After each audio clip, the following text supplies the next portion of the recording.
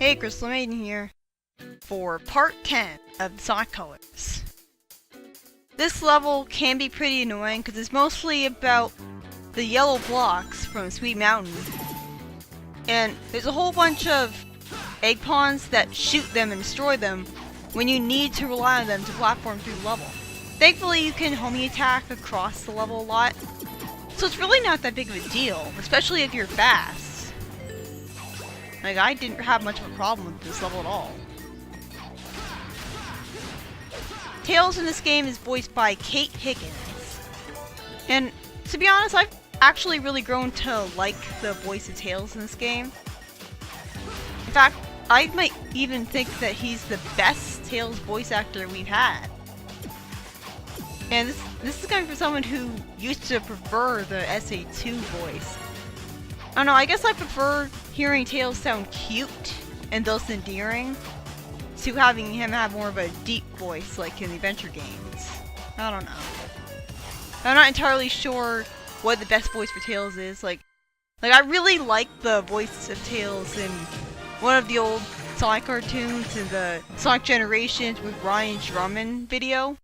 Like, classic Tails' voice in that was perfect. That's the voice they should use, but Kate Higgins is a nice choice. And Orbot is voiced by Kirk Thornton, who is infamous for being the voice of Shadow in Generations. You've got this, Sonic. Yeah. I mean, he doesn't always do a good job with Orbot either. I mean, sometimes I feel like his performance isn't quite that good. I mean, like when he said "don't think about it," like that was after Cubot said that when we think about what we're doing from a robot's perspective, it's actually pretty gruesome. And Orbot should have sounded a lot more nervous and full of dread there, but instead he just sounded happy. Like, sometimes the performance isn't always that great, but the voice is really good. Like, Orbot's voice is a servile snarker, like a butler with a quirky sense of humor. Like, it captivates his personality well, which is something very rare for the voices these days. This is another short and easy level. Like, before that we had nothing but mindless 3D grinding, which wasn't really... I mean, there was rail switching to avoid spikes, which was good. Like, I like the rail switching. And then we got some slow, boring platforming. Like, I don't know. And I could have sworn that they recycled this exact level design in the act that we just were in. Only there were yellow blocks before. You know, it just feels so lazy when you realize the level designs that they reuse. Especially since it makes no sense in universe that Sonic would be doing these acts. Like, if these acts are just the same level design over and over again, why is Sonic wasting his time by going through acts other than Act 2 and 1? I don't really like this part of the level. Like, this is a huge vertical platforming section. It's kind of easy to screw up and fall down and have to repeat stuff you already did. It's also pretty slow. And at one point, specifically right before the goal ring, the camera pans out so much that it's kind of easy to lose track of where you even are on the screen. As long as an enemy is on the screen, you can homing attack it. Which means it's pretty easy to actually get all the way up to the goal ring just by homing attacking enemies that you wouldn't even expect to be able to homing attack. Oh! That's what that did. I didn't notice. Hitting that switch created a wisp. When I was playing the game, I fell down before I even had the chance to find out what that switch did. That's great design. Although it is really good design that you can homing attack those hangers, especially in situations like that where you would have fallen if you hadn't been able to do that. So did the wisp disappear because I didn't collect it fast enough? Because that switch is not pressed anymore. That'd be annoying. See what I'm talking about? The camera's so panned out that it's kind of hard to see where Sonic is on the screen. It's easy to lose track of yourself and precise platforming areas. And like now, there's not any enemies at all, so I mistimed my stomp. And it's easy to mistime your stomp when it's harder to calculate how much time it'll take to get to an area when Sonic is so far off on the screen. And there, I stopped holding right. And when you're not holding right, when you're going right with a double jump, then you just stop midair like it's Sonic Rush. Which is really weird. But the goal range's right there. So it's a shorter act than I made it look. And Cubot is voiced by Wally Wingert. And he's the only voice for that character. He does all the accents. And there's the generator. It seems like I don't know. I don't really. I like his Texan voice, but that's about it. His Texan voice was definitely the best voice one. And here we have another pre-boss cutscene that goes on far too long. Sonic says a really stupid thing, especially considering the reused bosses in this game. I mean, he's literally looking at the first boss all over again. It'd be a lot funnier if Sonic actually commented on the fact that the bosses get recycled. But no, that would be a funny joke. And speaking of that, here, we get this. Copyright law in the universe is going to stop. Just say the word copyright, and apparently it's funny. So, Sonic says a bunch of bland, generic hero lines, and then something about copyright, and that automatically makes it funny. That's very out of place in a Sonic game. And, like, I don't want to be reminded of the harsh reality of draconian copyright laws while playing a Sonic game. Like, that's just depressing and irritating. Like, it just really comes across as, we're saying something about copyright, so laugh. It's like a cheat in humor. And, like, Sonic has the lamest comeback ever. That's not what Eggman said at all. What really would have been funny is if Sonic said that I am going to take unauthorized pictures. No copyright law in the universe is gonna stop me. And then he proceeds to actually do that, taking unauthorized pictures and stuff. Now that would have not only been him actually following up with his one-liner, but it also would have been a funny visual, which, that's another thing. This game has no funny visual humor to begin with. Like, when Tails mentions buying the sushi, we never actually see Tails buying bad sushi from a comical robot selling it to him, the vendor. We never see that. We just hear someone say it. And if you look at Contact and Graph's other work, that's kind of the humor they have. Just characters making naked observations, like she doesn't run a very friendly bed and breakfast. Like, a lot of people compare this game's plot to Adventures of Sonic the Hedgehog, but where's the wacky visuals and slapstick? There's none of that here. It's a good thing that I actually noticed that extra life rather than just pressing the start button and completely getting cheated out of it, which will happen a lot, by the way. Sometimes I even impress myself. For a second there, but yeah, like that boss, it was pretty annoying for me when I played it. We both knew how this would end. Like, sometimes you can go the wrong direction. You don't always go the same direction you're holding on the circular platforms. All I really have to say about this cutscene is that Tails is being an absolute dick. Like, Sonic's been a jerk the whole game, that doesn't mean I won't feel sorry for him here. Seriously, fuck you, Tails. They had such a good chemistry the whole game, and now all of a sudden Tails is just being a dick to him. Yeah, like that boss was pretty annoying. But it's another boss that you can beat really quickly, although that 4 laser attack is annoying.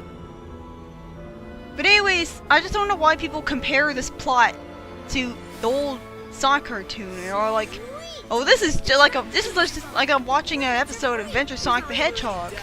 Even though you're just watching characters just standing around and talking. Like, there's a joke in that old cartoon where Sonic dresses up like a circus person, and he's wearing a wacky mustache, and he lures Scratch and Grounder into a giant tent, and they fall off a cliff. Now that's a joke from that kind of show, and we never see that in colors. I don't appreciate your sass, Tails. Running. Around the park looking like idiots. And I'm acting out what I'm saying again. That was me. Fuck you, Tails. Either way, we can get out of And Sonic decides to humor him like a parent spoiling his child rotten. Wonderful. Looks like Seriously, we didn't need your translator. By the time Tails had gotten his translator working enough that he could tell him where to go, Sonic had already destroyed 2 generators. He saw a map, remember? That animation looked kind of awkward. I don't know. Next stop, Planet Wisp. This attraction is currently on. But yeah, now it's time for Terminal Velocity.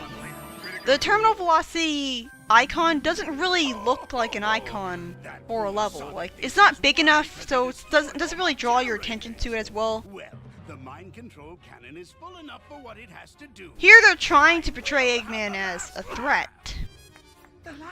But he's just going to ruin his threateningness right away anyways. I really like that, but then they explain it. And him saying that last word is kind of awkward and forced and ruins the joke. Like they just remembered that they were trying to make him talk like a gangster and forget about it at the last minute. But I'm here. Why haven't we fixed your voice? That joke makes no sense in context. Battery. And the joke is literally just, hey, we're making pop culture references, so laugh. Seconds, it won't matter anyway. Like, the writer's just blindly imitating jokes without actually understanding why they work in their original context.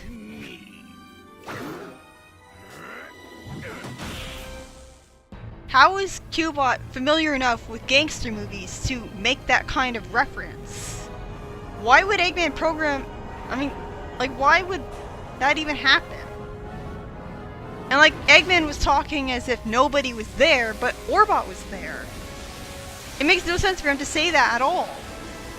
I mean, I like how he said, why haven't we fixed your voice chip yet?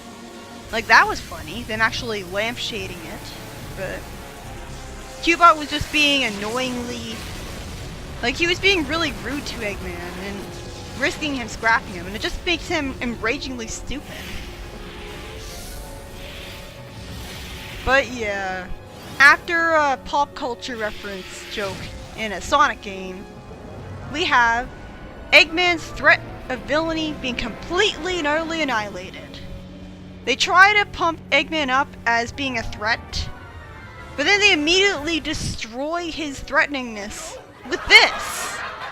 And people say this is the best Eggman has ever been. He's turned into a parody of himself. I mean, I like how he's sarcastic, but that's it. Victims in slapstick are supposed to get hurt. That's what makes it funny. Like, Eggman threw a tool at him earlier, and he didn't get hurt by that either. What are you talking about? He hasn't stopped all of This drags on the joke too long. But I like how it implies that Cubot has always been around. Although, that performance was kind of not happy enough. I hate this voice. Pretty much everyone does. It takes a special kind of friends who like a voice like that. changed his voice chip. His hand covers his entire... That is a really large glove. I will crush. But yeah, some people are so fanatically, blindly in love with Contact and Graph that they're convinced that this is a sly joke at how people are very incontroversial about how they changed the voice actors for Sonic games. Pontac and Graph literally had to do research on the Sonic series. Do you really think that they would know about the whole voice actor controversy? It's not just me. I don't think so. When I feel the ground shaking. And of course, even though there's an earthquake and dramatic music, the story feels the need to underscore everything of tension that ever You and me happens. make like Eggman's hairline and recede. Sonic points out the obvious and makes a stupid joke. I mean, Tails scolds him for it, but it doesn't change the fact that he goes on and on and on, pointing out the obvious. He's not taking this seriously at all. And that went on for far too long. He should have just started running on immediately. Like, I don't know, it just feels like they're trying to underscore everything climatic that happens. This is pretty cool though. Like, it's basically Sonic running down a space elevator. I'm guessing the space elevator has its own gravity to it, which makes sense. The asteroid coaster had anti-gravity too. There's no checkpoints in this 2-minute long level at all. So, a lot of people can lose a lot of lives here. But even though this was my very first playthrough of the game, I didn't die here once. And you can look at my life counter to prove it. So, I didn't really have a frustrating time. These guys are pretty frustrating though, because you've got to memorize the order in which they flip over. Like, it's bad enough that you have to watch them for... It's bad enough that you have to watch the one in front of you and dodge when he flips over. But you've also got to take into account what the robot to the left or right of him is going to do to make sure that you won't go into him. Don't boost here, because you're just going to be wasting your boost. At some point in the game, the Japanese version announcer will announce Final Color Blaster, or actually translated, Final Prism Blaster. This is an actor allusion to Kamen Rider Double. It's a good thing that I saved my boosts. Maybe I was paranoid, and I was rightfully paranoid. Because guess what? You get the purple robot again! Yay! It's a good idea to boost as much as you can here. So I sure was lucky that I had enough boosts at the time. It's kind of harder to tell when he's going to fire his lasers at you, because he looks a little different than the other one. And again, the visual cues for him firing his lasers are so tiny. And it's a good thing that they're a different shade of purple. And it's really good that they have an A-button visual cue to tell you that you can actually double jump over that punch. So I knew that I actually could dodge it, which is really good. And it's also really good, it's a nice touch that the robot actually damages the motobugs when he punches them. The motobugs basically function as, if you beat the biggest one, then all of the other ones die. And I pressed start there because I didn't know I was going to get an A rank, and so I just got cheated out of an extra life. Wonderful. I'm totally calling him McNose Hair. Nose hair. Yo, quit busting my batteries over here! Battery. Running around the park look Running. Well, it makes the animation look more interesting, so what's the problem? It reminds me of this. A whole month gone, and still no word. Sad.